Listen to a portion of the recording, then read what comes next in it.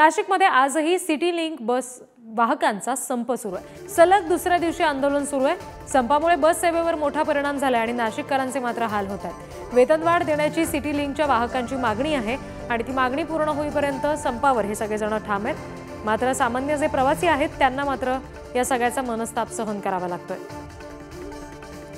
नाशिकमध्ये आजही city link वाहकांचा संप आहे, त्याच्यामुळे सिटी लिंक बस बंद आहेत आणि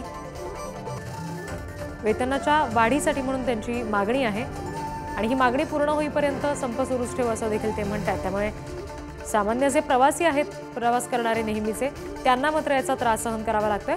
प्रतिनिधी किरण ताजणे यांच्याकडून आपण अपडेट्स घेणार आहोत। किरण, काय नेमकी मागणी आहे वेतनवाढी संदर्भातली वाहकांची, ज्याच्यामुळे इतका हा संप पुकारला गेला?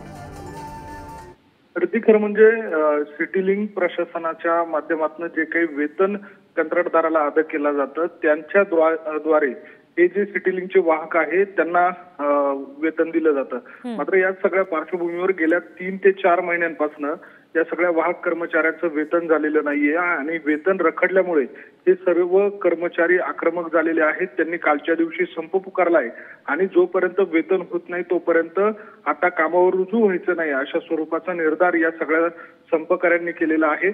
यापूर्वी देखील 6 वेळेला या सगळ्या वाहक कर्मचाऱ्यांनी संप पुकारला होता।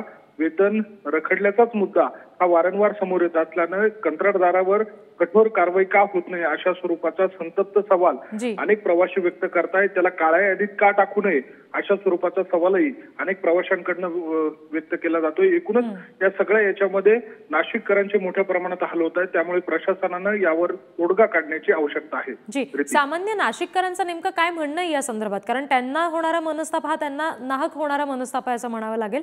दुसरी कुठली पर्यायी व्यवस्था त्यांच्यासाठी उपलब्ध आहे का ज्यामुळे प्रवास सोपा होतोय?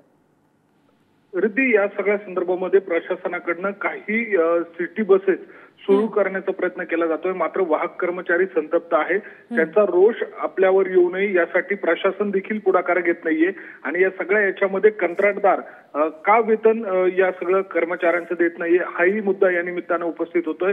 यापूर्वी देखील कंत्राटदारानं सिटी लिंक प्रशासनाला पत्रव्यवहार केला होता। दंडाची रक्कम असेल किंवा एकूणच तोट्यामध्ये हे सगळं सुरू असल्याचं त्याचं म्हणणं होतं आणि त्या सगळ्या पार्श्वभूमीवर बैठक घेऊन यावर तोडगा काढावा सिटी लिंक प्रशासनानं नाशिक महानगरपालिकेला देखील पत्रव्यवहार केला होता की यामध्ये जास्तीत जास्त कशा पद्धतीचा दर लावून हा तोटा भरून काढता येईल या दृष्टीने विचार व्हावा असंही म्हणणं होतं। मात्र याकडे दुर्लक्ष झाल्यानं ही संप करण्याची वेळ वाहक कर्मचाऱ्यांवर येते आणि त्यामुळे प्रवाशांचे देखील मोठ्या प्रमाणात हाल होत आहे।